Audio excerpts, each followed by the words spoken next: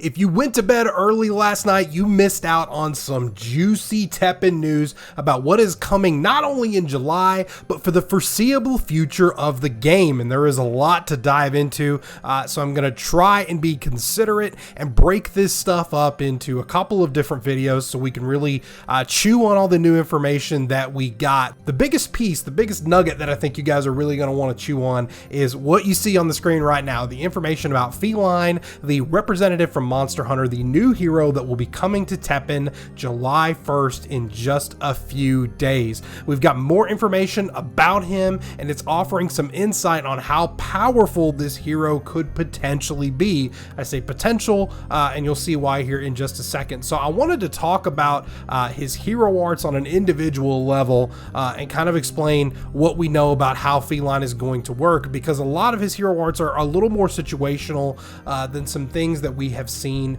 in the past. So let's get into it right away. Felyne is a green hero. This is what we expected. They've kind of gone in an order of making sure that each one of the four elements gets a new hero, at least up until this point. Now, the first one that we got last time was Jill, who was red. This time, the first new one we are getting is green. But Felyne kind of fits within that realm of being able to provide some quirky buffs to things that are going on. So it kind of fits within that green archetype, at least from, a lore Monster Hunter-y perspective. So kind of what we know here about the hero arts, we have three of them, and I'll explain their costs as we go. And spoiler alert, they are pretty cheap. So the first one on our list here is Shield Spire.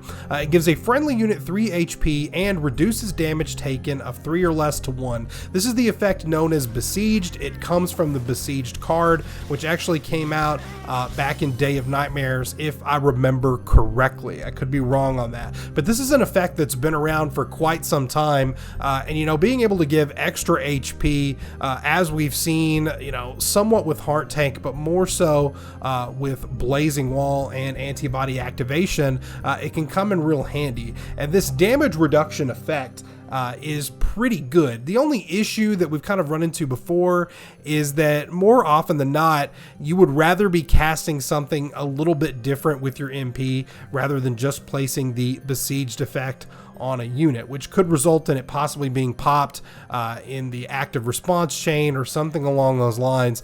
Overall, it's not bad. It's only 14 AP, so that's in line with Blazing Wall. It's very close to antibody activation. All three of these are going to be somewhat similar, so I think a lot of this is going to boil down to preference. It's going to be determined on whether or not you want a shield or this damage reduction effect. And it's too soon to really determine which one is going to be definitive, but I do think that Shield Spire, if I can talk correctly, will definitely see play, mostly because of its low cost, but the effect is also not bad in terms of the meta that we're in right now. If Blazing Wall has seen play and antibody activation still sees a little bit of play, then Shield Spire will more than likely see the same results, especially because in my opinion we're about to shift to a more unit heavy meta, which I'm grateful for. I know a lot of people are really down on the action heavy meta that we've got right now, but because of some of the new mechanics, I think units are going to be a big focal point. So with more units, more things to target, this will be better. Next is Choral Orchestra. This one is 16 AP, and it says that you pick one friendly unit, and all units in your hand and EX pocket that are of the same tribe as that selected unit gets -1 HP. It's not bad. It could end up being decent, especially because something that we have learned, through the course of the live stream that happened from Japan overnight, is that units can have multiple tribes. Now, we've gotten hints of this in some of the pre-release cards that have come out. It's unclear if they're going to be going back and adding multiple tribes for some old units that only have one, but we've seen several that have two, so this could end up having a lot of application depending on how you construct your deck. Now, when I mentioned earlier that this is going to be situational, that's exactly what I'm talking about. You have to have tribal synergy in order for you to really maximize this. So in terms of all of the hero arts, I think Choral Orchestra is going to be the one that sees the least amount of play, and that's just because it's not going to work for as many decks as the other ones do, which kind of had multi-purpose application. The third hero art has a lot of people talking. Some people are saying it's insanely broken and other people saying it's really not that good, and that is Plunder Blade. It is 12 AP. That's right, just 12 AP. It's super cheap. And what happens is you steal a random card from your opponent's deck and it goes into your EX pocket.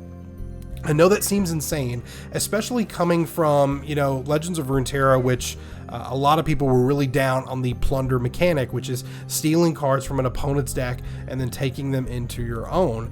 That recently got adjusted in a balance patch, and a lot of people were calling for it. And this is kind of the same idea.